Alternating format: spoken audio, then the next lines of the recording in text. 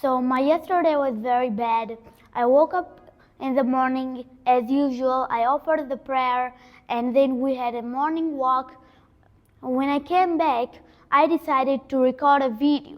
But when I recorded the video and I finished the video, it so happened that my phone needed to be updated. So after I updated my phone, so my video was gone.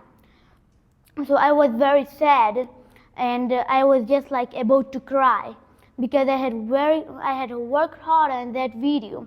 Then I decided to record the video again.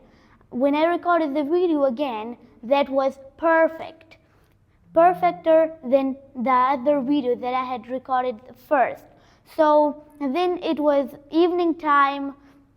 So I had lunch and then I came to the class. After the class, it was evening time and I wanted to play the game on my phone.